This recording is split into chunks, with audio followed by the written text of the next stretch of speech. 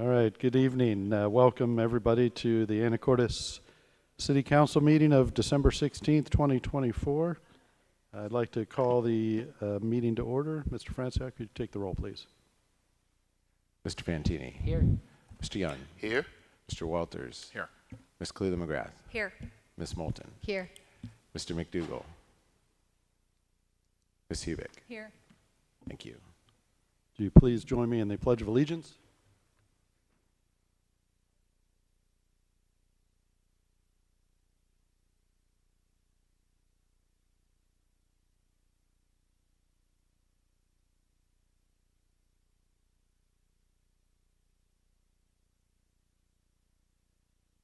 All right, so if you didn't notice, our first agenda item is a closed session. The council will move into a closed session for collective bargaining topics per RCW 4230-144B. This will be 30 minutes, and so we'll be back to see you all at 6:31. So again, council will move into a closed session.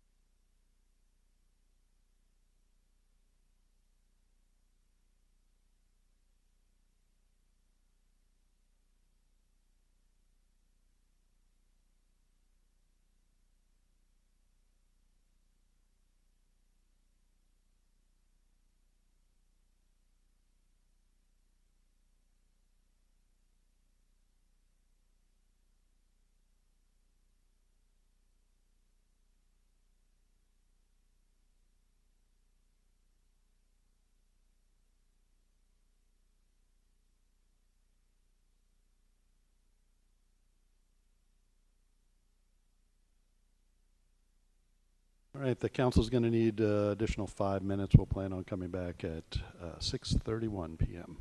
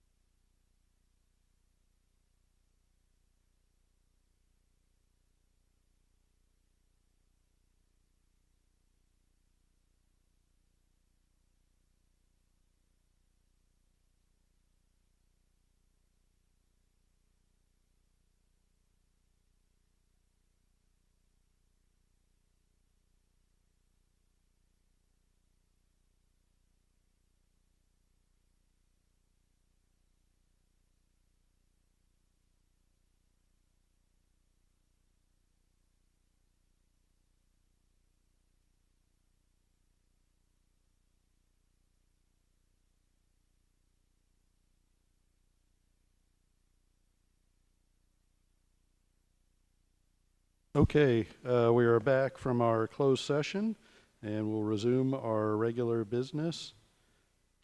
Mayor Miller, Mr. Fantini. I'd like to make a motion to amend the agenda to include resolution number 3177. Second. Okay, a motion by Mr. Fantini and a second by Ms. Hubick to include a 3177, which is a non-commissioned police guild agreement. And I think we can just add it with, based on two council members putting that on, and any action we want to take for that. Mayor Miller, Mr. Fantini. I make a motion that we approve resolution number 3177 as presented. Second. Okay, motion by Mr. Fantini, a second by Mr. Young to approve Resolution 3177, which is a non-commissioned police guild agreement. Any additional discussion? All right, Mr. Franciac, vote please. Mr. Young, Yes. Mr. Walters, Abstain. Ms. Cleland McGrath, Yes. Ms. Moulton, Yes. Mr. McDougall, Yes. Ms. Hubick, Mr. Fantini. Yes. Motion carries. Okay, thank you. We are moving on to announcements and committee reports. I've got a couple of announcements, and if you haven't realized, it's a pretty long agenda tonight, so appreciate everybody's patience. And I'll go through you, and we've added 7G on our consent agenda as well. So again, I want to thank Parks staff particularly, but I know they had a lot of help from other departments for a great, successful Winter Wonderland walk this past weekend. Always well attended in spite of a little bit of windstorm Saturday. Road closure, 3rd and U Avenue. So be advised that 3rd and U Avenue will close from Monday the 16th, that's today, through Friday the 20th. And this is for our wastewater line. So access to 2nd Street on U Avenue from 4th Street will not be available. You can access 2nd Street and U Avenue via the gravel alley located east of Secret Cove Restaurant parking lot. So intersection U Avenue will reopen at the end of the day on December 20th, remain open until the morning midday on the 6th. And after that, the intersection will be closed again, so will remain closed through mid-March. Monday, the 23rd, will be a consent agenda only meeting, so expect a short meeting there. That's why council's putting in a lot of work tonight. Holiday solid waste schedule for the 25th. There will be no garbage service on Wednesday, the 25th, which is Christmas. And we'll collect both Wednesday and Thursday customers on Thursday, the 26th. Waste management follows our schedule as well, and you can see more information on our website, or if you sign up for our notifications, you'll get those as well. Same thing for January 1st, Wednesday, and those will be collected on Thursday, the 2nd. All right. Council reports. I'm not sure if Economic Development Committee met. Mayor Miller? Mr. Young. Yes, just by way of update, the Economic Development Committee did not officially meet, but since Mr. Coleman and myself were there, we had an impromptu discussion of where we are, how we're trying to get there, and just sort of clarity. And it was a wonderful discussion, and so just to bring a bit up to it is that, you know, part of where we are now is waiting for the data to come back from Western Washington, you know, what we found, just really a compilation of all of the comments that may have been happening in the survey, but also taking a look at that and figuring out where we go from here. That part is so critical to where we are. We're truly not in a rush. We don't have a deadline per se, and there are those that sometimes think that everything should be done as of yesterday. But if we're really going to look at the data and decide how we're going to approach it and then to go after it, it's important that we get it. It is the holiday season, quite honestly, and the Economic Development Department itself has been working through all of the comprehensive plans that are necessary for it. You know, just everything associated with the public and making sure that we have all of the permitting and everything else. It's been a lot. So we're waiting on Western Washington to come back with the findings. Then we're going to meet and discuss those findings.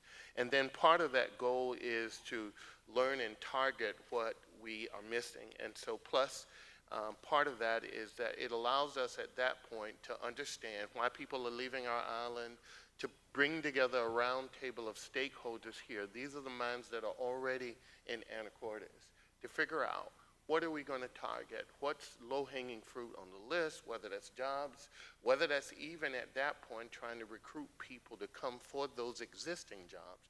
And then even in housing, how do we go about doing those things? So there's no rush in order for us to do this. I think that the best thing that we can do is to take an honest look at where we are, digest it, and set a path forward. And that is the purpose of the Economic Development Committee. And so that goal is clear. We've got progress made, but again, it is the holiday season, and combining and compiling data for it to be extrapolated as to how we go from here, it's just not something you can snap your finger to, and we've got a path forward. And so, but part of this is the truth of where we are, and we are making progress. I look forward to bringing you an update as soon as that's possible, but quite honestly, that will likely be after Christmas. All right, thank you very much. Thank you. Next up is Public Works Committee. Mayor Miller. Mr. Walters. Council Public Works Committee, Mr. Young and Ms. Moulton and myself met right before this meeting at 5 p.m. We talked about, first of all, the results of Public Works' stormwater modeling. They had identified a lot of pipes throughout the city that are experiencing a surcharge, an overflow condition in a 25-year storm event. A lot of manholes that are in danger of flooding, especially in the older part of town, essentially the numbered streets. And notably, not so much a problem in the west numbered streets, including that West 5th Street parcel that we had evaluated previously for a Habitat for Humanity project. We will likely need to build a project to help alleviate some of these constraints in the stormwater system, probably create a system to charge the cost of improvements to the basin that will be benefited by them. There's almost certainly a lot of work to be done in stormwater, and this model reveals some of that work that we didn't know about and then indicates some work that we thought we had to do, maybe we don't need to. We talked about a request from the Samish tribe, who have a longhouse and an early learning center soon to open on D Avenue, for a school zone in the area of 16th and D Avenue. The committee thought that perhaps instead of a school zone, because they aren't really operating a school that would have kids of school age that would be crossing the street by themselves, we considered perhaps maybe lowering the speed limit from 12th to 17th along D to 25 miles per hour. And then there will be a number of changes to the street that will occur as part of the project that Public Works is currently working on to narrow the distance between sides of D Avenue through bulb outs for the crosswalks. So we suggested to Public Works that maybe they should pitch that idea. Simultaneously, we talked about potential for a crosswalk at 23rd and D Avenue. Public Works is concerned that might not be precisely the right spot for a crosswalk, so we advocated review a 3-block corridor to figure out where the best place to put a crosswalk is. Could be mid-block, could be at 23rd and D, could involve modifying the curbs at the intersections where the curb has a big radius and allows for a high-speed turn to slow down vehicles. But we advocated that Public Works consider that and bring us back something for us to look at. And then Public Works brought to our attention something that they had recently discovered, and that is that there is a private lift station connected to our force main on Oaks Avenue. The force main is our pressurized sewer line. There are no other private stations like this in the city. This is the only one that is connected to a force main. It's not a best practice to have any kind of penetration into the force main. There's the potential for potentially catastrophic failure of the force main, which would result in a loss of sewer service, at least temporarily, to a large portion of the city. The private lift station is in a manhole on the fog line on Highway 20. Public Works, I think it's safe to say, doesn't know precisely how to fix this problem, but it's also not entirely the city's problem to solve because it is a private lift station. And then I might go into Lodging Tax Advisory Committee, which met last Tuesday and made recommendations on the 2 applications that are later on this agenda. We also talked about the event center generally, and then about possibilities for getting better third-party data on stays and spending for evaluation of lodging tax applications in a data-focused way starting next year, and the potential for creating a standardized rubric for evaluating applications. We talked very generally about those things. If we decide to pursue that, we'll have more meetings next year. We will also, per our code and per the statute, need to reappoint lodging tax members sometime in 2025, so an application has been sent off to the paper to be published. We'll be looking for at least one more hotelier and potentially anyone else who would like to apply. The 2 groups, as you might recall, are hoteliers, people who collect lodging tax, and those that spend lodging tax, those that receive grants and spend it that way. So you need to be from one of those 2 groups in order to be appointed to the committee, but we'll receive that and make that decision next year. All right, any questions for either Public Works? Mayor Miller? Mr. Fantini? I just wanted to circle back to Public Works really quickly. I know I've been copied, and since that is in Ward 3, that Eagle View Court pump issue that we're talking about. And I just wanted to compliment both the mayor and our Public Works director on the communication that they've had with those residents. And also the residents have been very responsive and helpful in serving and coming to a resolution on that problem too. Okay, any other announcements or committee reports that I may have missed? All right, we'll move on to public comment. Item 5, this is an opportunity any member of the public wishes to address the council on anything that's not on our agenda, and nobody signed up here in City Hall. I don't see anybody online. Raise the raised hand. Okay, I'll move to item 6, or our consent agenda. Consent agenda items A through G. Council. Mayor Miller, Mr. Walters. I'd like to pull item A. Item A. Mayor Miller, Mr. McDougall. move to approve consent agenda items B through G. Second. A motion by Mr. McDougall, a second by Mr. Young to approve agenda items B through G. All in favor signify by saying aye. Aye. All opposed? Okay, motion carries. Mr. Walters, 6A. Thank you. Item 6A is the minutes from our December 9th meeting, and I mentioned this to Mr. Franciac before the meeting. The last page simply lists our legislative priorities, and the first bullet there implies that our first priority is actually our primary priority. So what I suggested is that, like some of the other bullets, that we say first area, second area, third area is better formulation rather than priority in that list. Otherwise, I have no problem with the minutes. I move approval of them with that correction. Second. Okay, a motion by Mr. Walters and a second by Ms. Hubick to approve the 6A with the changes as recommended. All in favor signify by saying aye. Aye. Any opposed? All right, motion carries. Thank you. And on to item 7A. This is a closed record decision hearing on a proposed dog grooming salon in the Central Business District. And again, closed record decision hearing means this is just for parties of record. And Mr. Coleman, you are on. Thank you, Mayor, Council, members of the public. I'm going to share a screen with the PowerPoint presentation.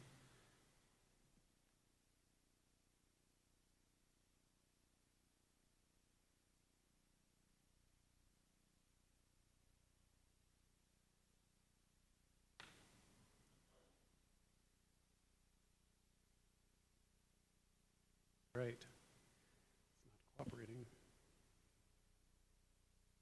All right, so tonight we have closed record hearing for a conditional use permit for a Papalamous dog grooming salon.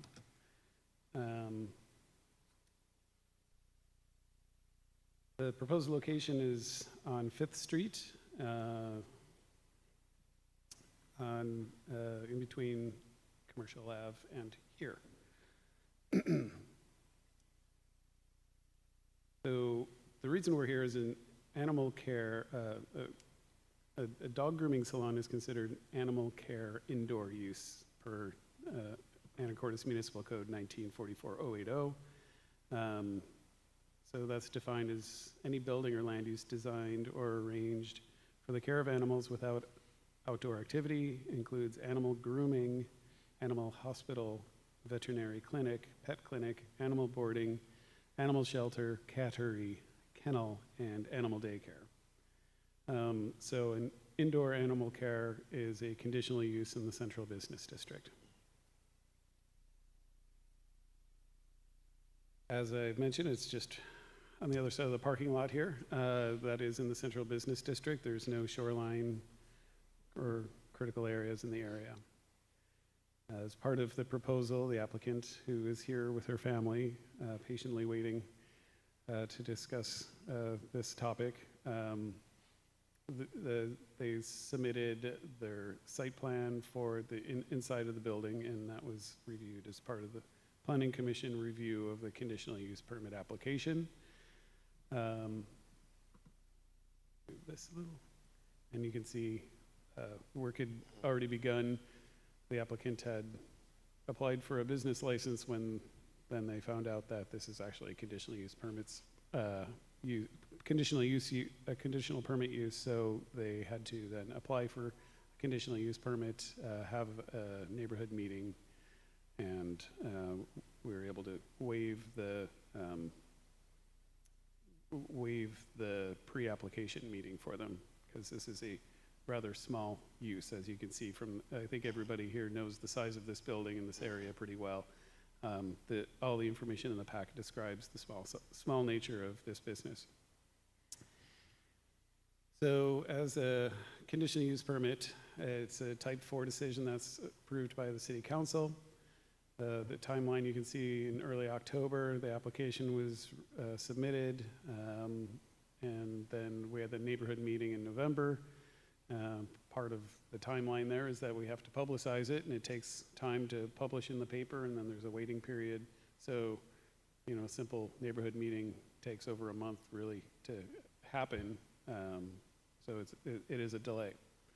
And then we had to schedule the public hearing at the Planning Commission meeting, and that went out the day after. So the staff was able to process this about as fast as humanly possible for a project. On December 11th, we had the open record pre-decision public hearing with the Planning Commission, at which the Planning Commission made their recommendation to approve, which you've probably seen in the packet already. And then today we're having the closed record decision. So this was moved through about as fast as possible as timelines. This was a simple project.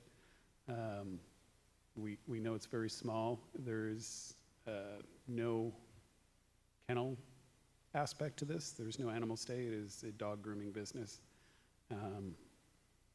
So Planning Commission made a recommendation to approve, and we're hoping that the City Council will follow the Planning Commission's recommendation and approve this.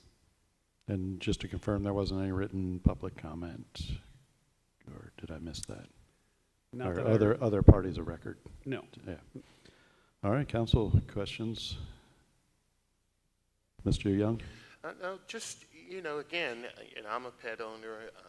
My Lucy is fabulous, and I like, I think, businesses downtown, we are a pet-loving community. And so, this is,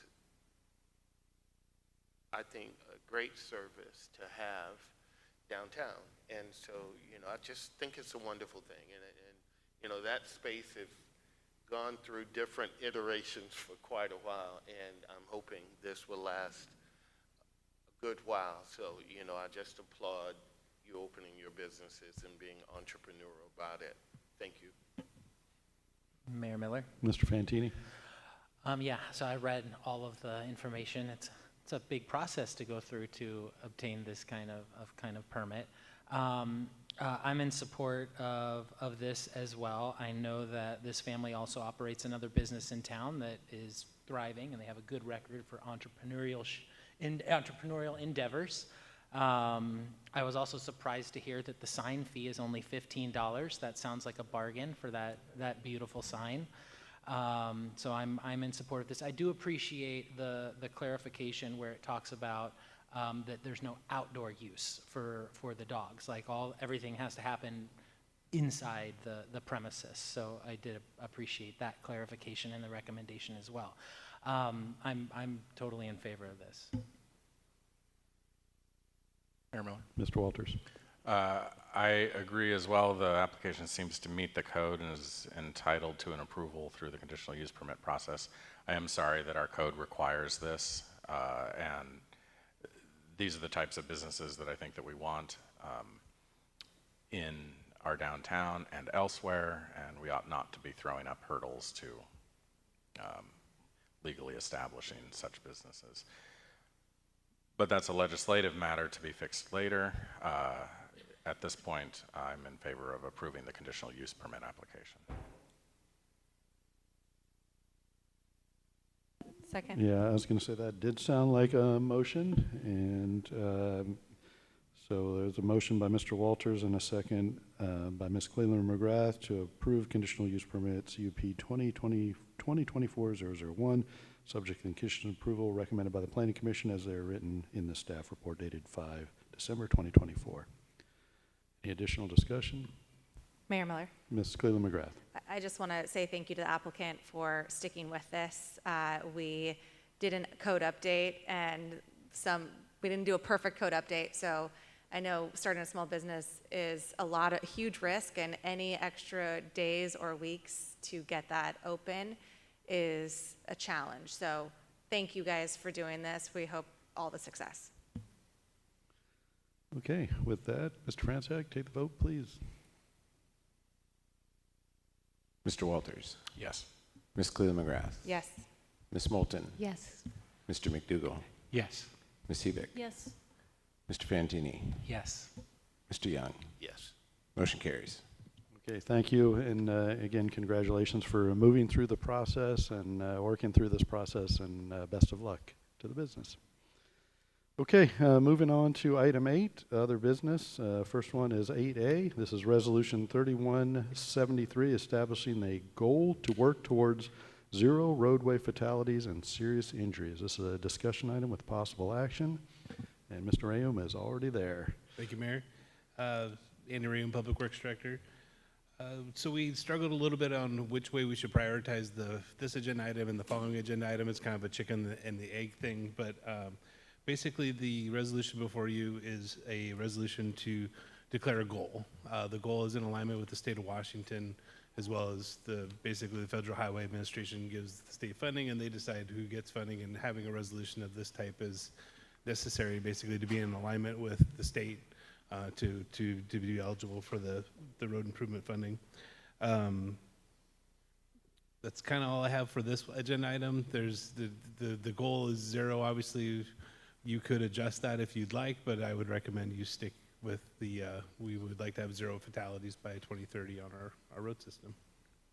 All right, council, questions about this resolution? Mayor Miller, Ms. Moulton. I think that we all strive toward this goal. Everyone does, but I think it's great to have it formalized and formalized by WashDOT that funding is actually tied to this. So this really has teeth. We really have to make it happen. So I completely support this. And I move that the Anacortes City Council adopts Resolution 3173, establishing a goal to work towards 0 roadway fatalities and serious injuries as presented. Second. Okay, a motion by Ms. Moulton and a second by Mr. Fantini to approve Resolution 3173. Additional discussion? Mayor Miller. Mr. Walters? Mr. Room, in section 4, it indicates city staff will measure progress toward the goals and will provide quantitative metrics that are reported annually.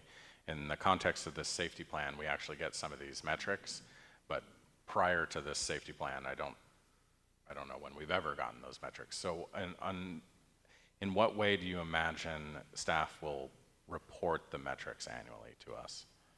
So we need to do the same for the ADA plan that you just passed, to do an annual update on our progress towards achieving. So in the plan that we're just about to talk about, the safety action plan, it shows in their projects. And so we would report to you like we accomplished these projects this year, and point to the plan that they were in the plan, and we're chipping away at the plan as we go through each year. What about the deaths and serious injuries, though? I mean, that's the outcomes that we're looking for. Yeah, and we do track that as well. The police department, we actually have a GIS map that anybody can go look at, but we would present to council as well annually on the. Do you know maybe when? Would it be beginning of the year type of thing, or? I haven't really quite got the design on that. We have quite a few different transportation things we need to get into a rhythm with the city council, one of them being your TIB, or not TIB, sorry, Transportation Improvement Plan. We did one in June, that's kind of the deadline, but that can happen anytime between January and June. So I'm trying to get the schedule of when these things happen. It'd be kind of nice to take them together, so we just have like a transportation night at council and give you our updates. Okay, more to come on that then. Yeah. Okay, motion by Councilmember Moulton and a second by Councilmember Fantini to approve Resolution 3173. Can you take the vote, please, Mr. Franciac? Ms. Cleland McGrath, Yes. Ms. Moulton, Yes. Mr. McDougall, Yes. Ms. Hubick, Yes. Mr. Fantini, Yes. Mr. Young, Yes. Mr. Walters. Yes. Motion carries. Okay, next up is item 8B. This is Resolution 3175, Safe Streets and Roads for All, Comprehensive Safety Action Plan. And Mr. Ram, We have a 3-slide PowerPoint we have to have up. All so right. 1 second. There we go. Hopefully with maps. No, I didn't say that out loud.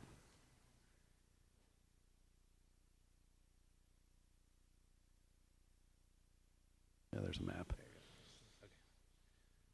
Okay, I'm gonna introduce Brad Lincoln. He's our consultant with Kimley Horn. We contracted with him using a grant, a federal grant. I had the name of the grant. This is for the Safety Action Plan, but there was a name of the grant. You probably don't need to worry about that too much. Safe Streets for All grant. Thank you. So the kind of the bottom line with the safety action plan, so the Department of Transportation, like we just talked about, they actually require you to have one by March of 2025. Obviously, grant strings are attached to that, so that's why we're here now to present this to you. It's been a really interesting process. It's kind of a desktop analysis, looking at fatalities, looking at intersections that have, or injuries as well as fatalities, and to try to figure out treatments that we can do to really try to lower the opportunity for people to be injured or pass away on our roads. The ADA transition plan and this plan are in the mix for the transportation master plan, so we have a greater umbrella that these are feeding into, just so you know they're not siloed out. They're all going to be kind of pulled together once we bring that to you. Early next year is our target to bring the transportation master plan. One of the things I wanted to point out about the transportation master plan is that we have our early kind of our modeling done. And what it told us is that as a city, we've done a fantastic job at addressing intersections. Since 2016 was your last plan, and they identified, I don't want to throw number 6, let's say, intersections that needed to be improved. We've done those. There's only one left, and there's only one left till 2045, and that's at 12th and K. There's no road widening that's required based on the modeling. So your transportation master plan really is going to pivot a bit from car habitat, if you will, to more of a pedestrian, making sure it's safe. And then also the ADA plus the active transportation network. That's a new thing in the Growth Management Act that we really need to identify as a city. So just kind of keep that in mind. This is a piece of what's going to go into your transportation master plan from a safety standpoint. And so there'll be projects, and those projects will probably be dovetailed with ADA improvements and then a transportation and network, or active transportation network. With that, I think think that's all I really wanted to say. And then Brad's here. He's going to give you a brief rundown on the plan. A couple things we were identified. So the average medium income of the city, there's different sources for that. So we're trying to iron that out. So the one that's in your plan might change. And then the other one was the, what was it, Councilmember Walters? The goal. The goal. The goal, yeah. In your plan, it says 50%, but you just passed a resolution for 100%, so that's obviously going to be 100%. So with that, I'll hand it over to Brad.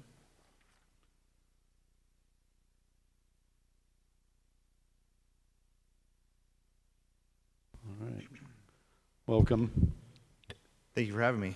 Brad Lincoln with Kimley Horn, and it's been a pleasure working with the city and develop the Comprehensive Safety Action Plan. So I was asked to try and answer two quick questions, the what and the why. So what is it? It's the USDOT Safe Streets for All SS4A grant is derived from a $5 billion infrastructure bill that was passed in 2022 to fund safety-related plans and improvements from 2022 to 2026. So this was the first step in that for the city of Anacortes. And it uses the safe system approach, which is a slightly different approach to dealing with road safety and improving road safety. And then the why. As you just passed in the previous resolution, there were 5 deaths and 23 serious injuries. And so it's a way to go from that to the target 0, which is in line with WashDOT. And then this is, like I said, the first step in the city being able to apply for implementation grants through that same program. Any questions? Mayor Miller? Ms. Moulton. Thank you. So maybe I'm looking at the wrong graph, but there's a fatal and serious injury crashes page on the report. By the way, I think it's an excellent report. I actually read it like all the way through with interest. Well, thank you. I mean, it's pretty compelling information, but on this page of the report, it's page 18 of the report, and it's page 115 of our packet, but it says there are 5 fatalities and 16 suspected serious injuries, and you're saying 23, so I might be misinterpreting this chart. But kind of back to Mr. Walters' point on the last agenda item, I didn't know about these, and I think that it's important that we know when people die in our town from traffic incidents, and that might be encouragement for people to be a little more careful. I just think that information that is just, and it might be somewhere that I could have accessed that I have not because I didn't know where to go. But anyway, I just think that it's pretty sobering, and it's pretty important for us to know that as we make our transportation choices and as we go and motorize and pedal and walk out there in the world. I missed the page reference, but I can look back at that. So the result of this was these 10 locations that we identified various safety improvements for, and I can go through the list if you'd like, but essentially it hits on the whole city, minus just the west half, but there was concentration on Commercial Avenue, there was a concentration on a couple of intersections, and then the downtown area here, and different treatments for different areas to address different crash histories. And the big thing is to not just prevent crashes, but when crashes do occur, to try and prevent serious injuries. So that was the plan in a whole, and I'm here to answer any questions that you'd have. All right, any other questions? Mayor Miller? Mr. Young. No, just wanted to echo Ms. Moulton's point that she made, but also at the same time, for a city of our size, given that we also have industry deeper in, and it's sort of the corridors to getting to those industries are limited. And, and the potential is large, especially as we try to do more bicycling, walking, and all of that. So, this being able for us to help us with weather funding to make it possible is huge. You know, I think that one of the differentiating factors for our city is that we have limited methods of getting in and getting out. And for those big trucks, whether that's Trident, whether that's Dakota Creek, whether that's any of the other stuff that happens within our city, it really does put us at a different bent than some other places, simply because, you know, the accessibility is limited, and we're directing that type of traffic a certain way. So making sure that those corridors are as best as they can be is why I'm very encouraged by this and hoping that the city can benefit a little bit more, because I do think our circumstances are a little bit different. Thank you. Mayor Miller? Mr. Fantini. So I think this is really great because it very much does represent a significant step and a formal step forward in addressing some of the traffic and safety concerns in Anacortes. Am I understanding it right that this is going to give us access to that first initial grant, but then there's going to be possibly other implementation grants you mentioned that come forward through the years? Because it sounds like to me that we've definitely identified a lot of changes that we want to make, but it's going to be significantly driven by funding. Yes, no. I think the benefit of this is that the plan identified some improvements that are relatively low cost, but it also, like you mentioned, does take that first step in making the city eligible for larger implementation grants to do these improvements. So it's a little bit of both. So there's some lower hanging fruit that we can probably get in there and do on our own if we prioritize funding for it. Correct. At our council level. Okay. And then another thing that I came across was that the plan also includes some recommendations related to policy and process changes. Were there any in that area that you felt like would be very impactful that we should be focusing on?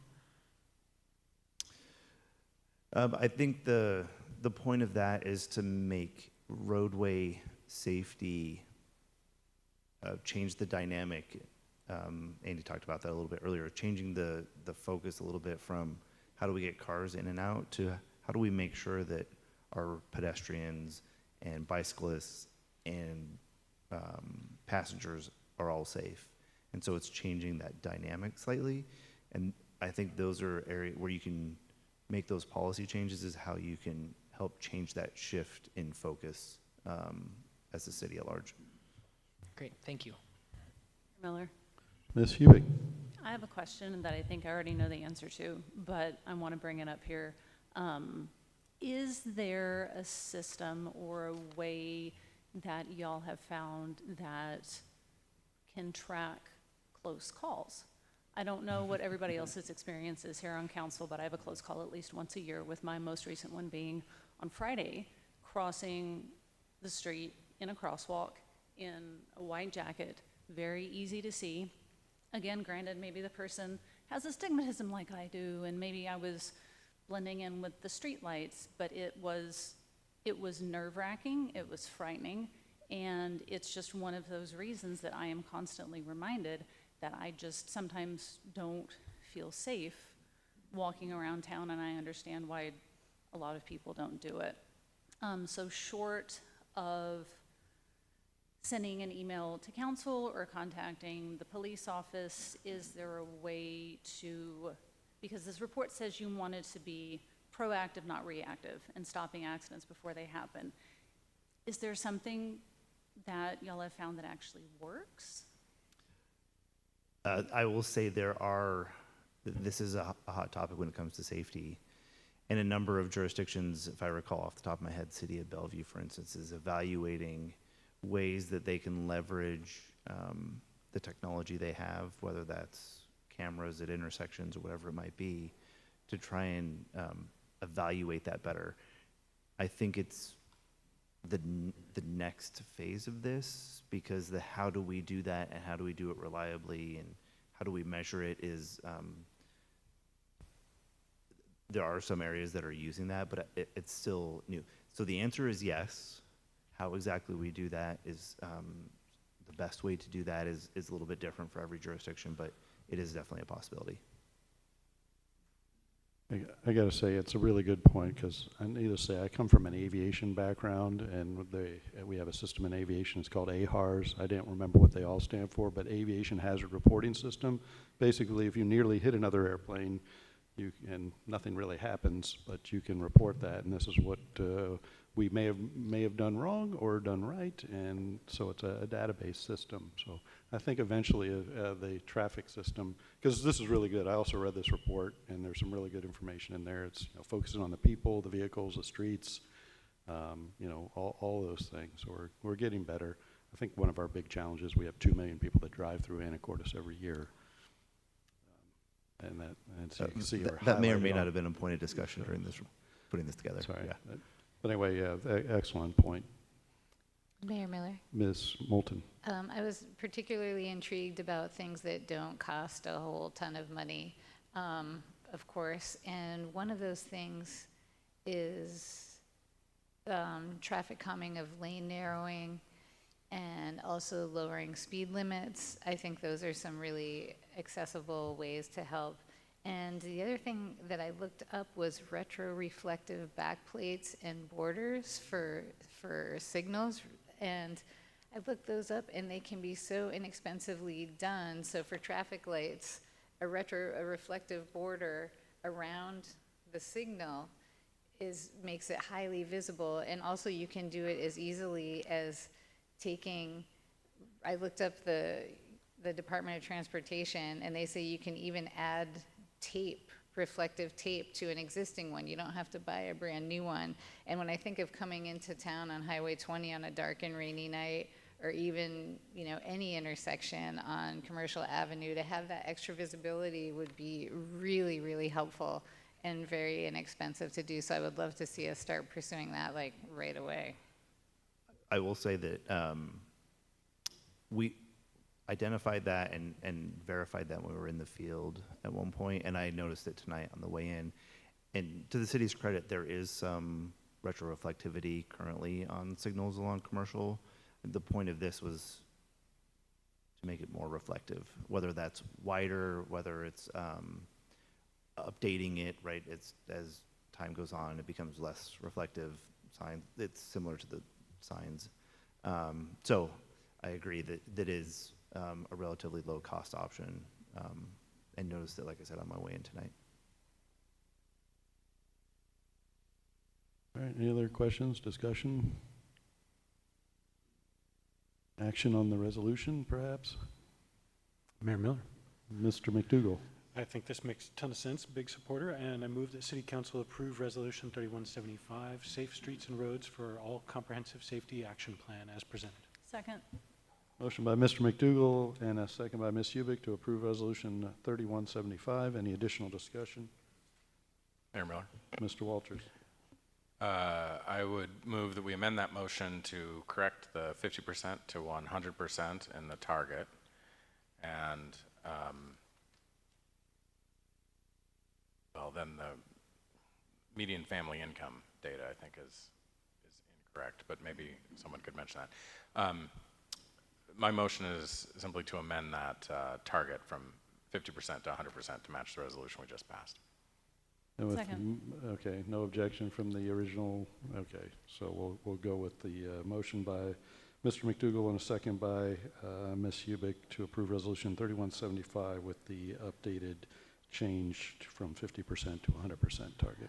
Mayor Miller. Ms. Moulton. I just wanted to add one thing. So I expect we'll be talking about this more probably at Public Works Committee. Maybe we can hone in on some things, or I'm not sure the process, but I would love to delve into this more with Public Works Committee and also with Greater Council, because there's so much we can do here and it's very encouraging. Okay, Mr. Walters. Could we ask a question of the consultant about the median income? The median income is shown on page 32 at $92,000. I was under the impression that for 2024 it was 102. Can you speak to that? Yeah, so I heard that was a comment, so I checked with our staff. Ours came from the 2022 census, but what I can do is verify that tomorrow, and if it doesn't, I think that is the main reference to it. As we update the typo on the 50%, if we find that information, we can clarify that as well in relatively short order if you'd like, or I don't know how you'd like to do that, but. Okay. I guess I would ask if there's no objection that we also concur that they could update that figure if they find it's incorrect. Yeah, we're no problem updating it. We found 3 different AMIs while we were between Public Works Committee and now. So I don't know if you want to send me the reference, the one that you recommend, but there's different ones out there. We just usually use the HUD figures in a variety of contexts, but census figures would be okay too. Just the current year, I guess I would suggest. Okay, I don't think there's any objection there. Mr. Franciac, take the vote, please, on 3175. Mr. McDougall, Yes. Ms. Hebeck, Yes. Mr. Fantini, Yes. Mr. Young, Yes. Mr. Walters, Yes. Ms. Cleveland McGrath, Yes. Ms. Moulton. Yes. Motion carries. Okay, thank you. Good discussion, and we're on to item 8C. This is fourth quarter finance update. Mr. Hoagland, and you're all ready to go. Yeah, thank you, Mayor, members of the council, and members of the audience. So put just a couple of things together for you to look at for fourth quarter update. And I do need to point out that it's our most recent data is through November. So this is while we are in the fourth quarter, we have not completed the December postings yet. So at any rate, this is through November month end, and there is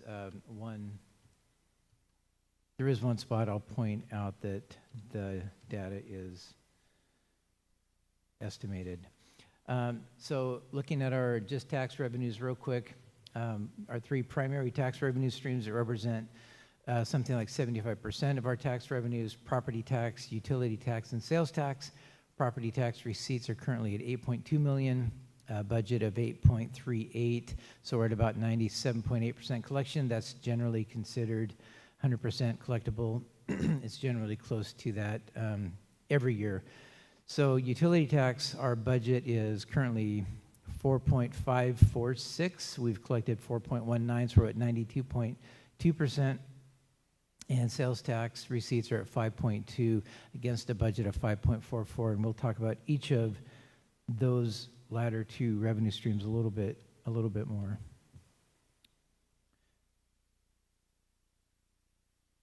Okay, this is the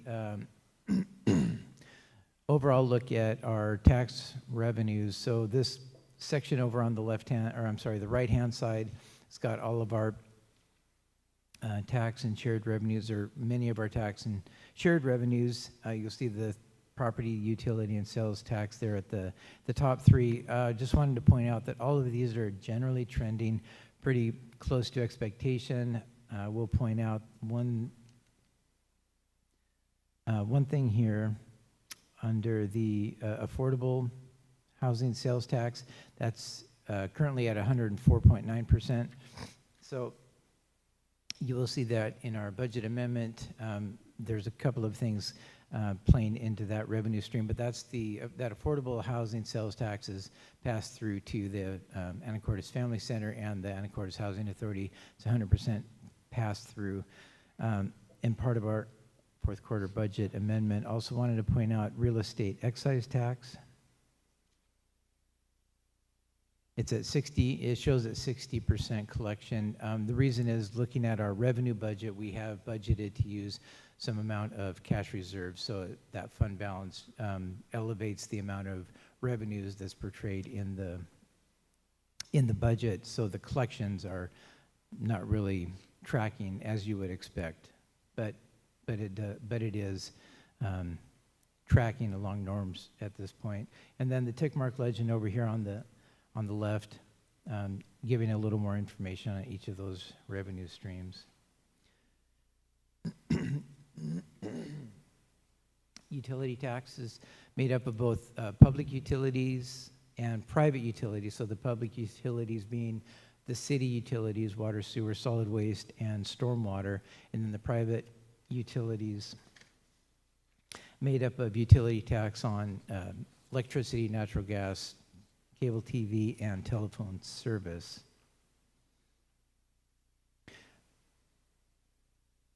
The purple number down here, the 180,000, this is the number that's estimated. We don't have the excise tax done for November yet, so I plugged in the November tax using November of last year as an estimate.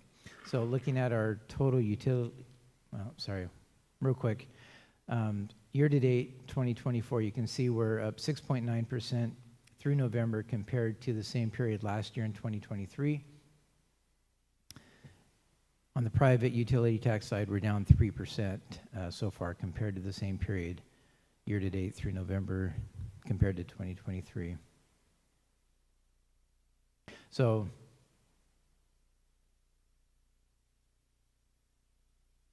sorry, I guess I didn't get that total, the total combined utility tax, but you get the idea. Putting those two together, we're slightly ahead of budget, but keeping in mind that compared to the prior year, looking at each of the prior years, it's 2023 on the public side has been trending down until this year, and then down this year compared to the prior year. So utility taxes overall slightly up, but just kind of treading water for the most part. Sales tax through November, so the bar chart here, the bar line chart, the red line is accumulated sales tax compared to the budget, the blue line being the budget, and then the bars are the budget to actual from month to month. So overall through November, you can see we're slightly up over budget. Looking at the sales tax trend, this is through November year to year, so we're down 4% compared to 2023. 2023 at this point through November was down 1.1% compared to the prior year. So I'm going to go back to this previous chart. One thing I did want to point out, I don't know if we can call it a trend yet, but it is a little bit of good news, at least I'm holding on to that. You can see in August, our overall comparing revenue compared to the prior year, we were at 6.1% less than what we had collected through August in the prior year. In September, that dropped down to 5.2% less. October was 4.5% less. November is 4% less. So we made up a little bit of ground each of those months, and we haven't got December sales tax yet. That's probably a week away, but so we'll see if that continues. But there is, it seems to be a little bit of maybe a glimmer. Okay, the next, so that's a quick look at taxes. If you have any questions on taxes, I'd be happy to answer those. I do have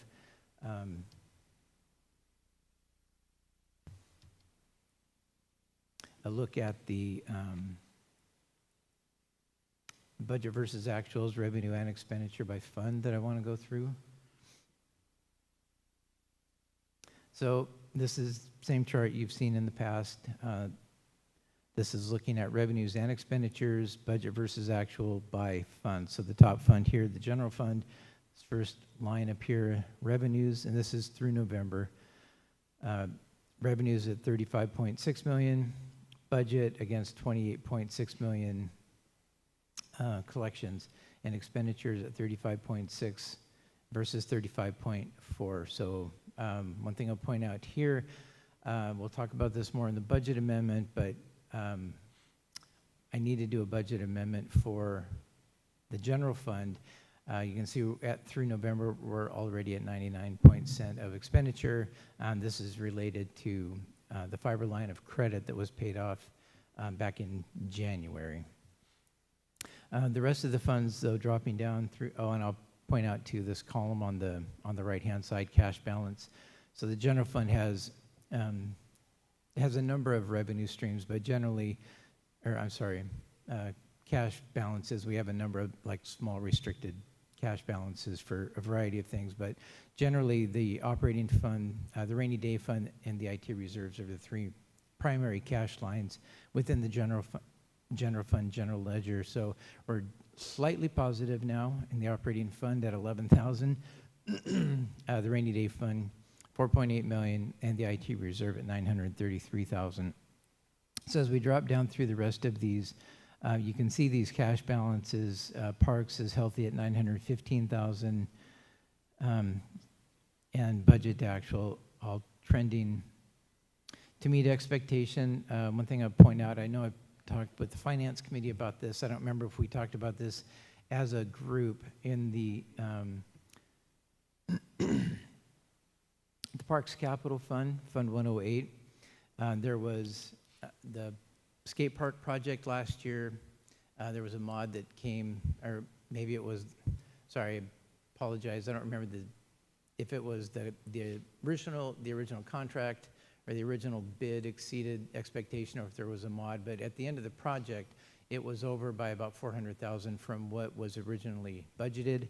We were hoping that that difference would get made up with donations. Some of it was, but not the entire balance. So we did use cash reserves out of the Parks Fund to make up, out of the Parks Capital Fund to make up that balance. So the earlier this year, the Parks Capital Fund cash balance was struggling a little bit, and we did divert some property tax from the Parks Fund 101 into Fund 108.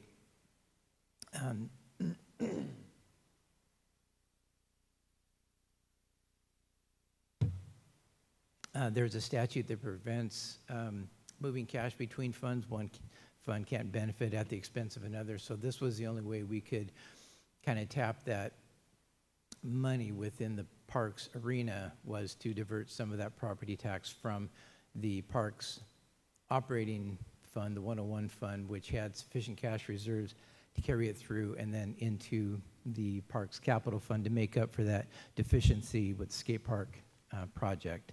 So you'll see, I'm getting a little bit ahead of myself here, the Parks Capital Fund now is 104,000 in deficit right now, and this is after that property tax had been diverted, but we do have a number of outstanding donations that we're expecting to come into the Parks Fund, and a REIT transfer that will take care of that balance. So we do have a plan that that cash balance will finish in a positive manner at year end. Mr. Walters. What's the heading on your final column there? Is that the cash balance of the fund? Yeah, okay. So is it not a problem that that's negative right now? Because it's a fairly de minimis amount overall, 100,000, in the kind of the picture of the, you know, the grand scheme of the overall budget at, you know, over $1 million, and we know that we have these other revenues coming in over the next couple of weeks before year end, so they'll get posted before year end. So, so for that reason, I don't feel it's necessary that we do some kind of like an interfund bridge loan or something of that nature. I think we're okay letting it, you know, for a short period of time, kind of continue in that that negative position. So we're very confident by end of year it will not be negative? Correct, yes. And that's all through donation that's making up $100,000?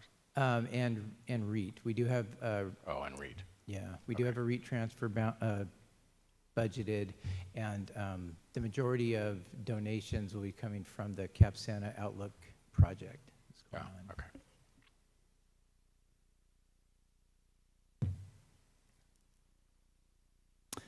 So dropping down through the rest of these funds, revenues and expenditures are all tracking normally. Decent cash balances you can see in cemetery, library. Street maintenance, we're $2,700 in the negative. That will get made up through REIT transfers before the end of the year. Street construction also is, I believe we have a couple of outstanding grant draws that are still scheduled to come into that fund as well. Washington Park, this is another fund that you'll see in the budget amendment. You can see revenue is quite strong at 102% of what we budgeted. Those expenditures are expected to exceed what we currently have budgeted as well because of the additional activity that brought in additional revenue. There was additional expenditure activity. Parks Capital, we talked about the affordable housing. So this is, you can see it currently has a cash balance of $126,000. So just depending on the timing of when the revenues are posted into the fund and then those transfers are made, sometimes there are cash balances left in the fund because, as I mentioned earlier, 100% of those revenues get passed on to the AFC and the Anacortes Housing Authority. And that's what happened at the end of the year. In 2023, there was some amount of cash balance left there. So that's why you can see the actual expenditures of $668,000 exceed what we've actually brought in revenue of $536,000. It was that additional revenue that was sitting in reserves that has since been transferred on. So that's also in the budget amendment coming up. Impact fees, it's been, kind of a less activity than we'd like to see on the revenue side of that, just related to the housing. The ACFL fund, you'll also see in the budget amendment, there was some hazardous trees that were taken down that I'm thinking might overall cause the fund to end in not a negative position, exceed budget. Still a healthy cash balance of $509,000, although we don't have the revenue streams that we used to in that fund. It has a little bit of interest income now, but that's it. Lodging tax, real estate excise tax. So getting down into the utilities, all of the 400 level funds are the utilities. 401 is water. This is kind of a busy section, but there's a lot of good information here. I track, so overall you can see revenues of $20.3 million. And of that, the charges for service were $13.6 million. So I like to put the charges for service budget up here, kind of separate from the total amount. So to give just to be able to track what we're collecting from charges for service versus capital donations or cash reserves or other things that we use in those large utility funds to do our annual operations. This $4,000 is an interfund loan receivable that's currently outstanding that the water fund is holding. $7.2 million so these are the different cash balances that the water fund has, in addition to the $4 million interfund loan receivable, $7.2 million in operating cash, $1.5 million in its rainy day fund, and $18.9 million in capital reserves. Sewer fund, similar, 3.5 in operating, 1 million in rainy day, and 6.9 in capital. The storm fund, sanitation. So all of these are kind of meeting expectation and look reasonable. I'll point out, in addition to the water fund having an interfund loan receivable, the ER&R fund has an interfund loan receivable of $4.4 million. So once that gets paid off, that'll be an influx of cash back into that fund as well as interest earned. So happy to answer any questions you might have on any of that. All right, questions, council?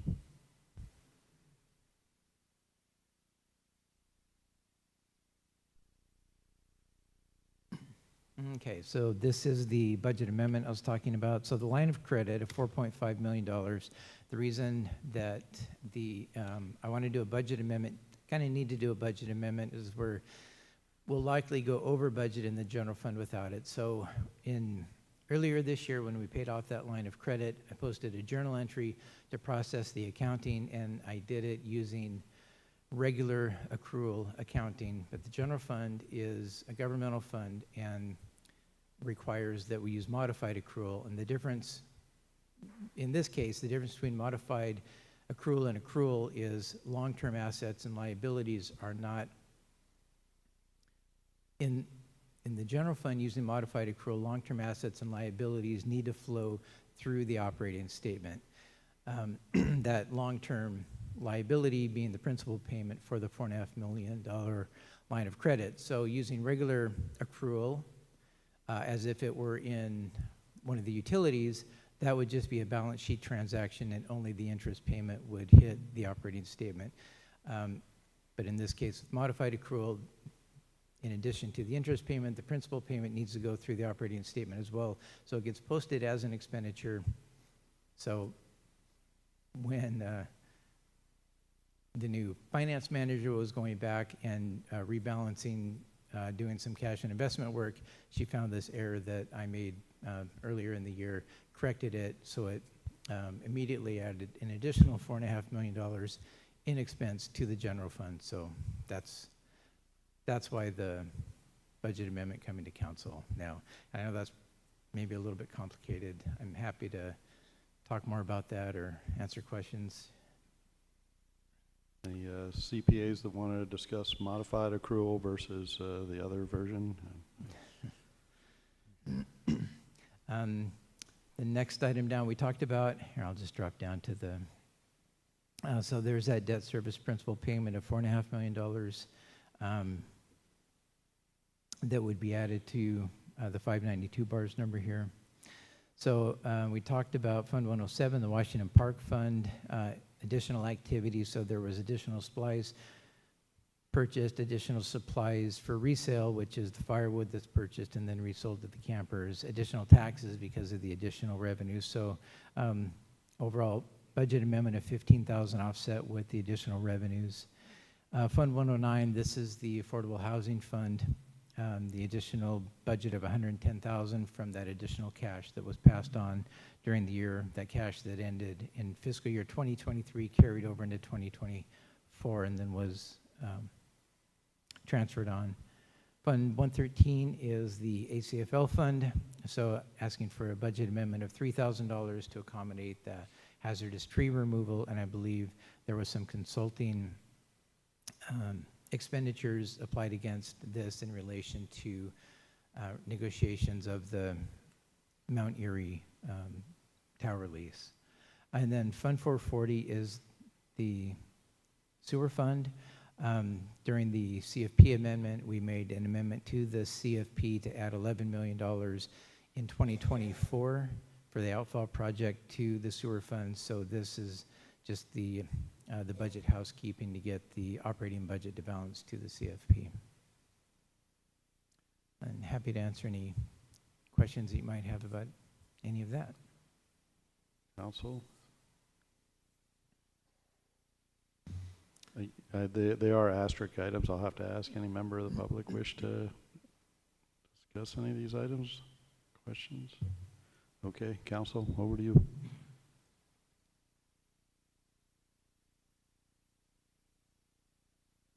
And on the ordinance, I guess it's up to you if you want to waive the two read or not. We can come back. We can put it on consent to come back next week as well. Whatever council's pleasure is, consent agenda, or I'll entertain a motion to waive the two read rule. Mayor Miller, Ms. Moulton. I move that we waive the two read rule. Second. Okay, motion by Ms. Moulton and a second by Mr. McDougall to waive the two read rule for this particular ordinance. I'll take a voice vote. All in favor signify by saying aye. Aye. Any opposed? Okay. Motion carries, and further action, council. Ms. Hubick. I move to adopt ordinance 4094, amending the 2024 budget. Second.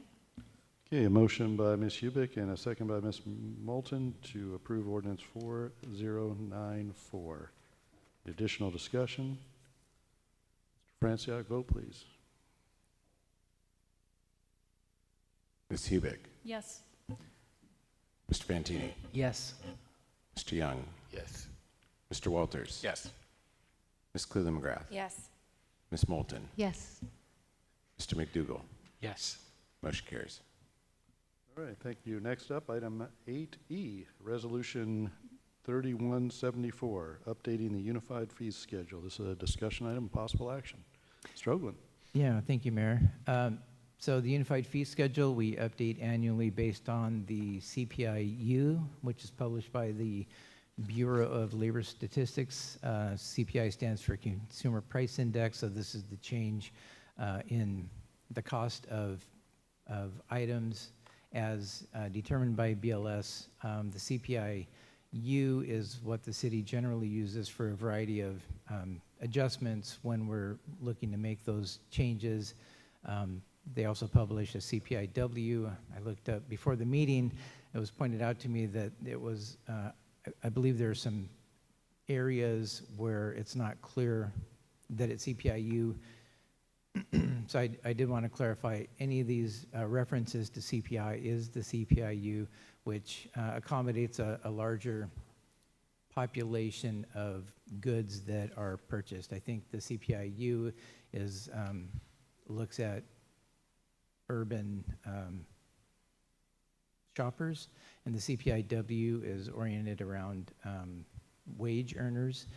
The definition I found was wage earners and clerical staff, so it's something around 80% of the population, which is based on CPI-U, versus the CPI-W, which is closer to like a 30% of the population. So, but this is what we established in our code to update the variety of charges that we have in the unified fee schedule.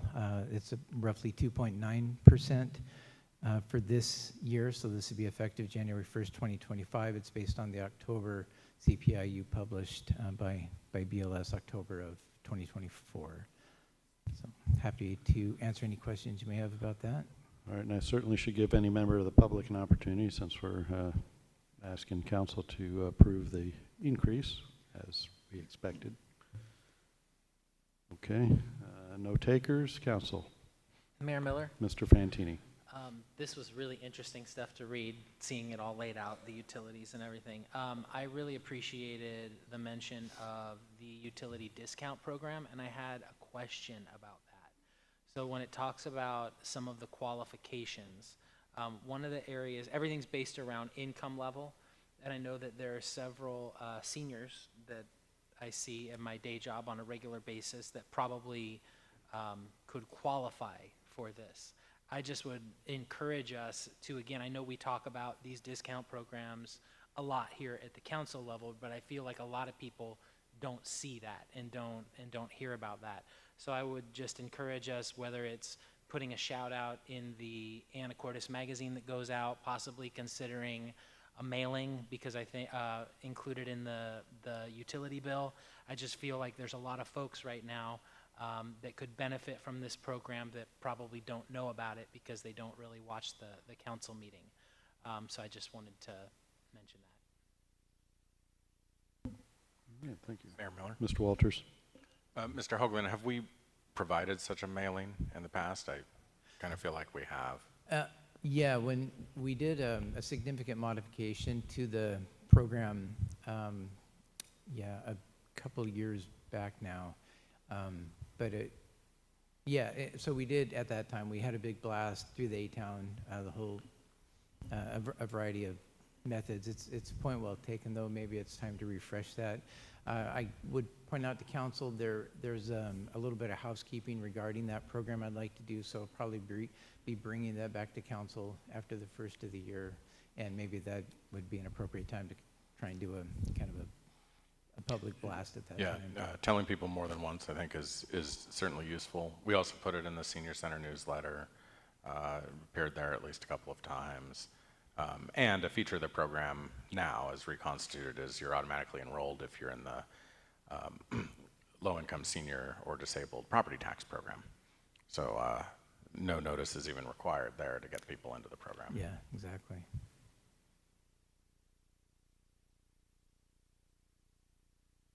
Mayor Miller? Mr. McDougall. It looks like basically the 2.9 roughly percent, it applies to fees kind of across the board, like all the utilities, permitting, things like that. Parks fees. The fiber fees are still excluded at this point, but the majority of fees are included, yeah. Cool, thanks for clarifying. Yeah. Miller? Mr. Young. You know, I'm not one for taxing for the sake of taxing, feeing for the sake of feeing. You know, I think that the reality of where we are as a city and what we enjoy as our city are those amenities and things that we provide in order to make our city being as special as it is. And so, you know, again, I cringe a little bit when we ask for more, but the reality is we need it. We need to be able to use it. And just given the trends of where things are, it's important. And in this case, so I think we move forward unless somebody else has something else they want to say about it. Do you want to bring it back, or do I do the recommended motion? This is a resolution, so it doesn't require, Resolution, yep. it does not require a so you two-read can- rule, you if can that's do what it you're tonight. asking. But Okay. yeah, Bet. you're- Okay. I make a motion to approve Resolution 3174, updating the unified fee schedule. Motion by Mr. Young, a second by Ms. Hubick to approve Resolution 3174, updating the unified fee schedule. Any additional discussion? Mr. Franciac, vote please. Mr. Fantini, Yes. Mr. Young, Yes. Mr. Walters, Yes.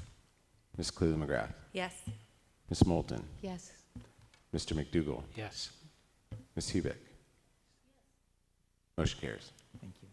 Okay, we are on to item F, 8F, and for those of you tracking at home, we're going till 8K, 8 kilo. So item 8F is interlocal agreement with the Skagit County for fire rescue boat funding. This is a discussion item with possible action, and I think Chief Harris is going to kind of try to take F and G together a little bit. So we'll let him talk, and then we'll take separate action. Our council will need to take separate action. Chief Harris. Yeah, thank you, Mayor Miller, members of the council. So tonight we have two related contracts for your consideration. Even though they're listed in the order of the ILA first, I'd like to talk about the Munson contract first.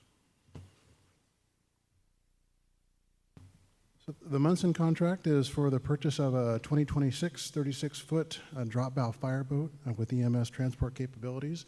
Of course, we discussed it at length back earlier in the fall.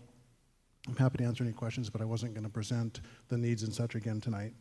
The total contract is for just under $700,000, $699,989. And with that, it would take $25,000 to initiate the contract. After that, there's two progress repayments related at 30 and 40% for during the whole construction, and the final 30% would be due at completion. Along with that, remember the FEMA grant is a 75% match. It doesn't have to wait till the end. Each time we make a payment, we can submit for that 75% reimbursement at that time throughout. Well, we don't have a perfect timeline between 24 and 30 months. They're hoping for closer to 24. They asked for 30 in the contract just in case things get delayed. My anticipation that it would be probably late next year is when the first progress repayment would be due, probably late summer or fall. That's a bit of a guess based on the timeline. Any questions on that portion so far? Of course, along with that, as we discussed earlier, we reached out to Skagit County to help with the matching funds. The total amount of matching funds from the local jurisdiction would be us at about $175,000. Skagit County agreed to provide $75,000 of those funds. That's the ILA that's also before you tonight. What they ask in return is that we respond to the EMS calls we said we would, and then along with we acknowledge their funding whenever we put out information based on that we're purchasing the boat. Basically something along the lines of this project received funding from Skagit County is the language in the contract. So relatively straightforward. Happy to answer any questions you might have on either of those contracts. Mayor Miller? Mr. Walters.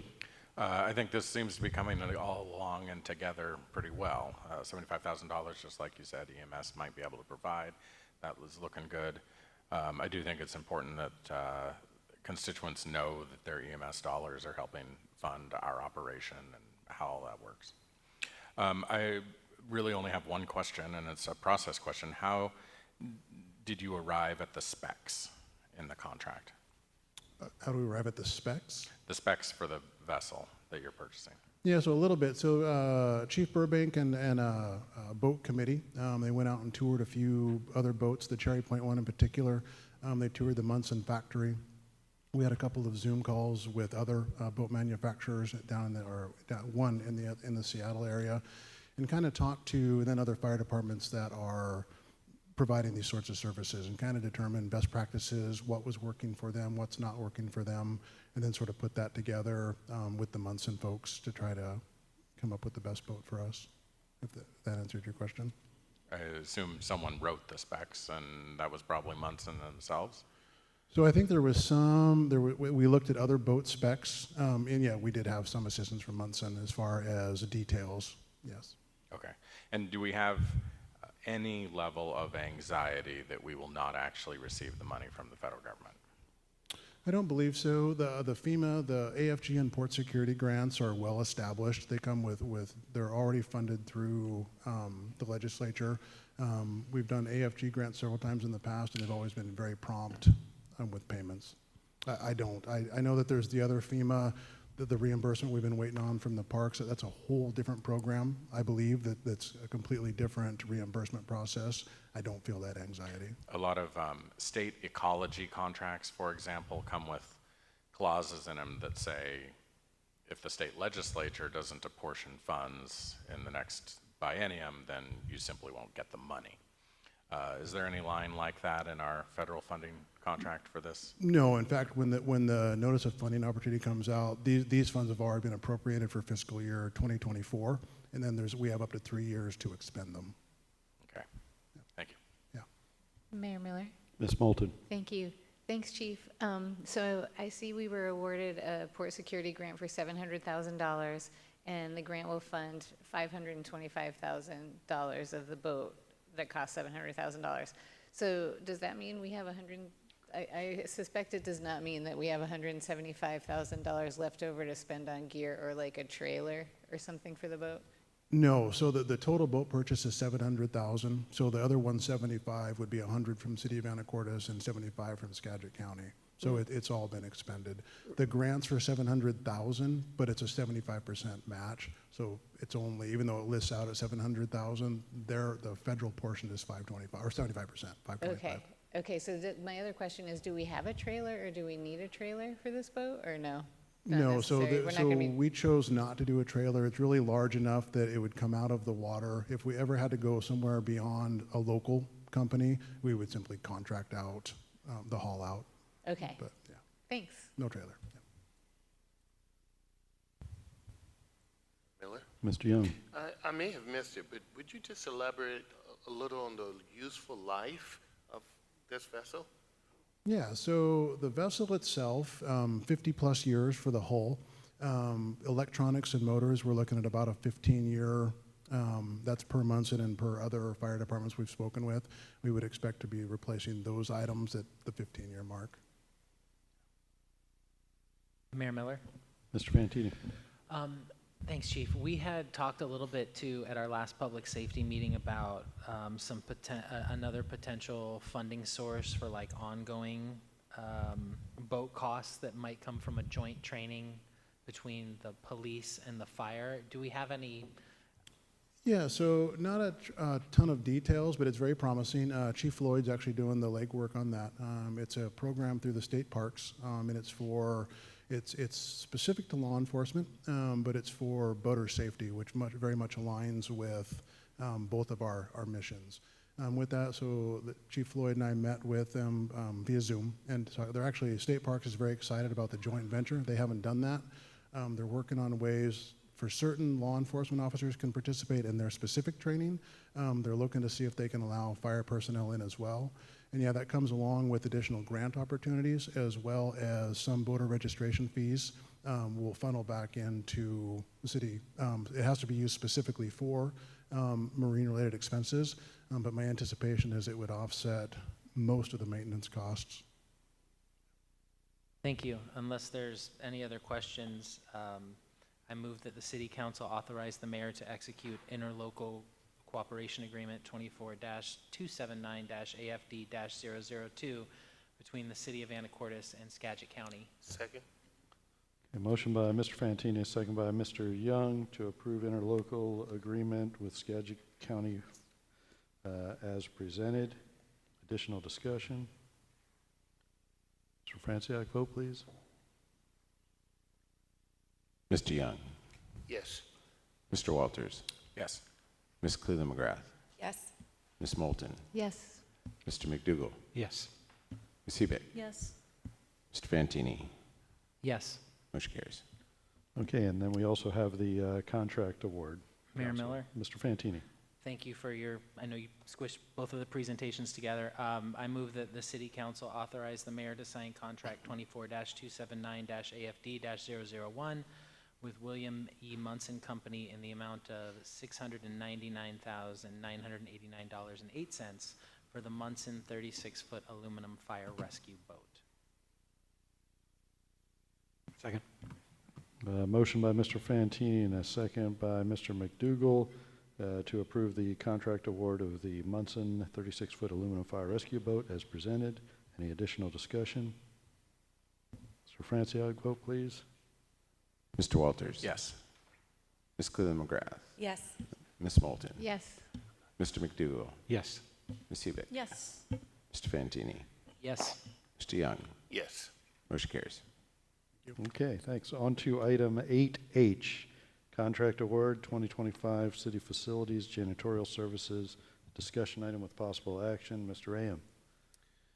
Mayor and council, before you is a contract in the amount of $140,252 with B Enterprises for janitorial services for 2025. The amount of this contract is about $5,000 more over last year's cost for janitorial services.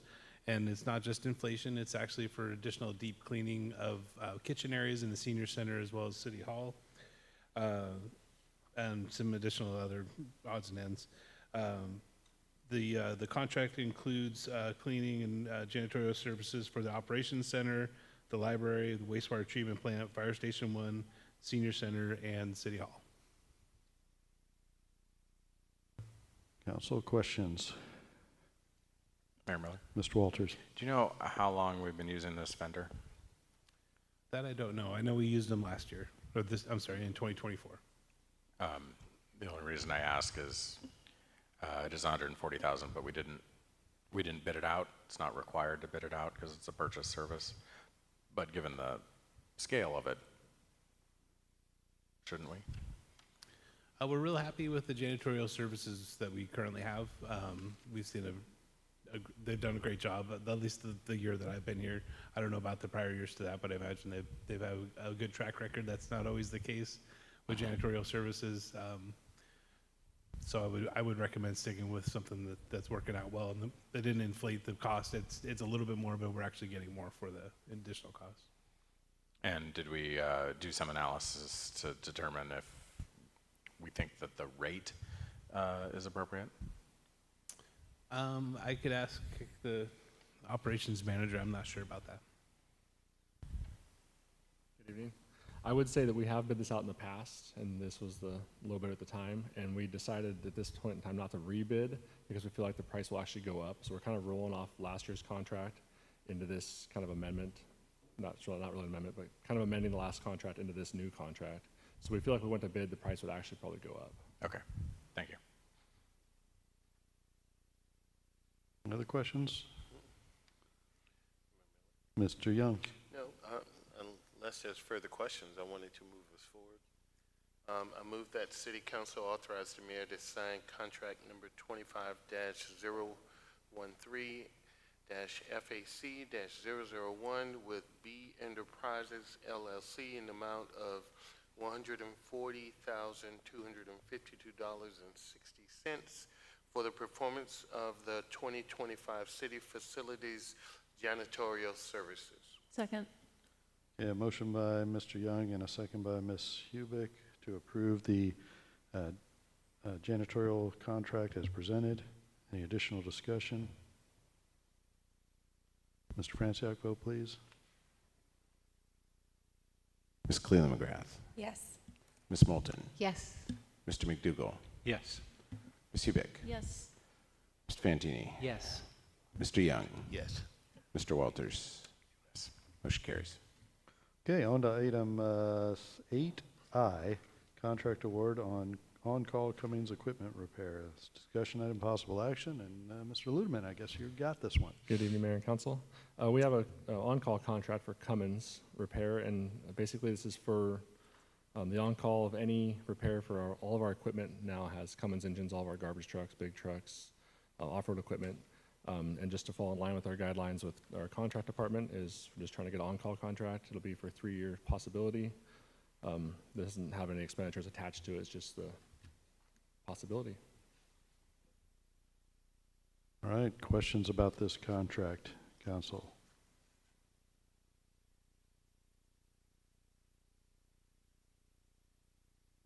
All right, apparently very clear. Any motions then?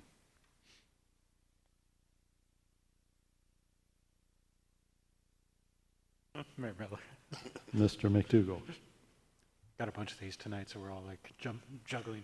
I move that City Council authorize the mayor to sign contract 24-299-ERR-001 with Cummins Incorporated in the amount of $150,000 to perform the on-call Cummins equipment repair. Second.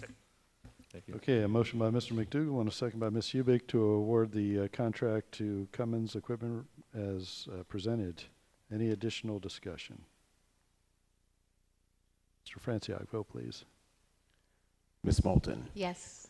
Mr. McDougall, Yes. Ms. Hubick, Yes. Mr. Fantini, Yes.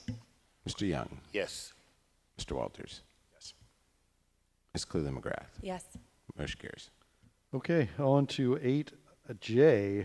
So out of the contract world into the resolution world again. Resolution 3176. This is tourism promotion funds. Discussion and possible action. Mr. Coleman, you're the standing there, so I'll defer to you for now. All right, thank you, Mayor, Council. This is an LTAC award that was previously mentioned by Councilmember Walters. The LTAC committee met earlier this week to make a recommendation on a request for funding for the Uncorked event from the chamber and beer on the pier, beer near the pier, apologize, in 2024. They just the chamber just didn't have that information ready when we did the earlier part of the LTAC, so this was an add-on. In addition, but that we were expecting all along, and so we got this and moved it through quickly. The other part was the event center was council had approved a certain amount of money for design of the event center to come out of LTAC. When we paid for that, we hadn't gone through the LTAC process yet, and so that came out of a different BARS number, I believe, in the planning department. And so now it's this LTAC approval would allow us to more or less reimburse ourselves for the money spent out of our general fund from the LTAC funds. All right, questions or Mr. Walters, LTAC chair? Thank you. LTAC met last Tuesday to make these decisions and review these applications. Notably, I think that we were impressed with the Chamber's ability to reduce the cost of the tents for both the Beer and Wine Fest. They didn't hold Wine Fest this year. They did hold Beer Fest, and we, which is just what I'm going to keep referring to them as. They did hold the beer event, but you might recall they asked us for somewhere in the order of $45,000 or $50,000 for the tent, and we knocked that down substantially, and they were able to determine that they could actually acquire these tents much cheaper than that. So now they have essentially, I think, achieved a deal of $21,000 for each for next year, and we thought that that was a significant enough discount from what we had previously been talking about that we really wanted to make sure that we could have those events and support the chamber in holding those two events by providing those tents. And then I think Mr. Coleman covered the design work for the event center. I think that our interlocal agreement approved almost $100,000, but we came in a little cheaper at the end of the day. Member of the public wish to comment on this item? Council. Miller? Ms. Hubick? Thank you. Was there any information presented from the chamber about historical increases to ticket prices or any sort of historical increases to the sponsorship packages, like the cost that they would receive over the past several years to compensate for increased costs of actually putting on the events? So Mr. Walters or Mr. Coleman? Mayor Miller. Mr. Walters. You have the applications in your packet, and that's all the information that we have. We didn't ask follow-up questions on that point, but we did modify the application earlier this year to ask for information about revenues. And so I think maybe one piece of the application that you don't have here, but is available on Laserfish for everybody to look at under city clerk, and then boards and commissions, and then lodging tax, is their fee structure. So any application that comes in, we ask them if they are generating revenue for their event that they are asking for money from us for, and we did get that from the chamber for this. It's simply a separate Excel file, so it doesn't print in the PDF. Mayor Miller? Mr. Fantini. Just to provide a little information, I don't know about historical for many years, but I do know that last year the amount of the sponsorships for Beer on the Pier did increase. So I know they're looking at their rate structure as far as sponsorships go, and they have been adjusting that based on the market. All right. Any other questions? Nope. Mayor Miller? Mr. Young? I move to approve $82,000 being funded from the Tourism Promotion Lodging Tax Funds for these items.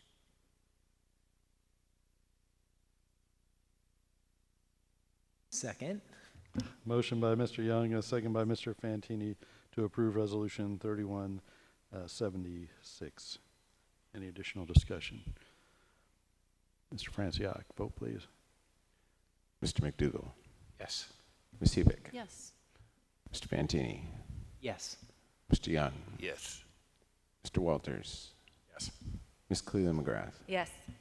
Ms. Moulton? Yes. Motion carries. Okay, we're on to item 8K, which is the last item on our printed agenda, and this is Resolution 3171, 2025 Legislative Priorities. This is a discussion item with possible action. Ms. Shu.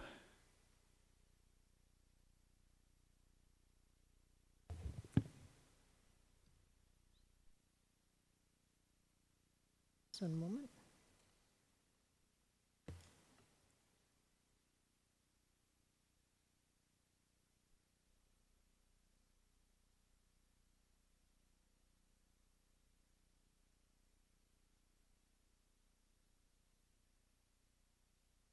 Mayor, council members, the audience. Tonight, I'm pleased to just follow up to our conversation last week in regard to the legislative priorities. I appreciate the input that council provided, and we've worked to incorporate that. We did end up with a 2-page document this year.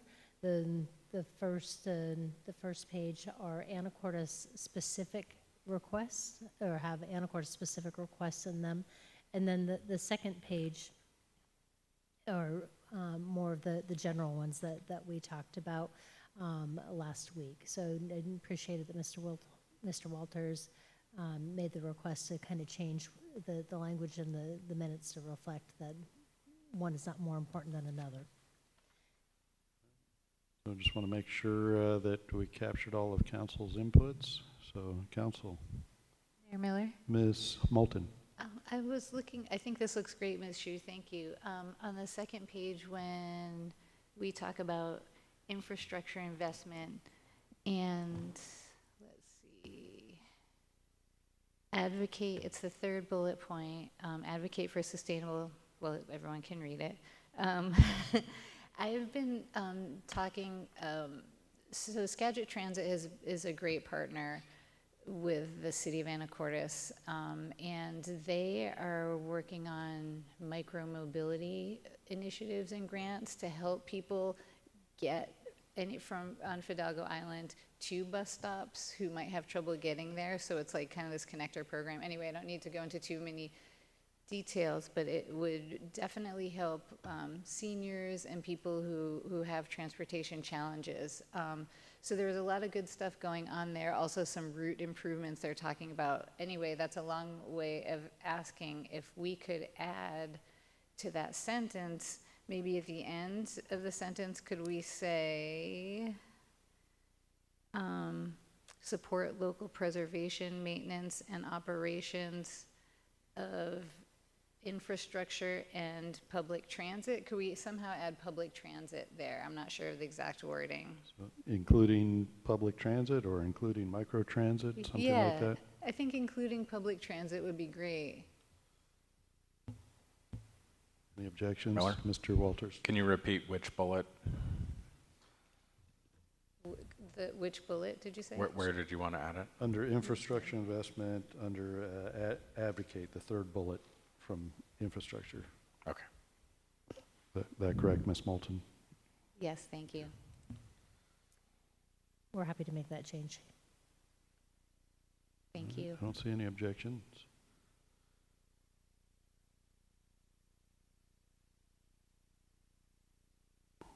Miller? Mr. Fantini? Just a quick kudos. I think that the changes that have been made by the team are excellent. I really appreciate front-loading our priorities with the Anacortes specific. I think when we get into things like, the property tax and all that, there will be a lot of loud voices for those types of initiatives, whereas Commercial Avenue, ferries, restoring that ferry route, I think it's a great focus to put on that. Unless there are any other changes or comments, is this something that we would approve tonight, or do we have to? I think Resolution. it's a resolution, so I think it'd be very helpful so we could incorporate it with the changes that were suggested tonight in the final document. Okay, then I would move that we approve Resolution 3171, Legislative Priorities 2025, including Ms. Moulton's public transit language. Second. Okay, a motion by Mr. Fantini, a second by Mr. Young to approve Resolution 3171 with the changes as discussed. Mayor Miller? Mr. Walters? Just with respect, if you scroll up just a little bit, just with respect to the Sydney ferry, Ms. Hubick and I were on a call the other day about ferry service generally, and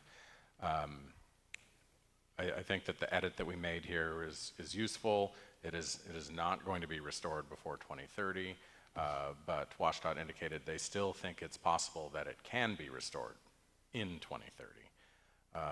So I consider that as good a news as we're going to get on that, and just wanted to make that clear to people. I don't think it's worth hammering on WashDOT because there's not much that they can do about it, but the point here is just to keep it at top of mind for them. Point of clarification, Mayor Miller? Yeah, Ms. Hubick. Thank you. The legislature is the only body that can actually cancel routes. And up to this point, the Anacortes Sydney route has not been canceled, and there has been no plans verbalized. Just to piggyback on Mr. Walters. It's a good reason to keep it on the priorities, so thank you for that. Okay, Mr. Franciac, ready for the vote, please? Ms. Hubick? Abstain.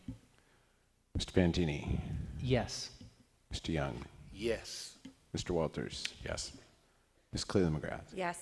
Ms. Moulton? Yes. Mr. McDougall? Yes. Motion carries. Thank you. All right, great. No further business before the council. I'll adjourn tonight's meeting. Thank you for the work.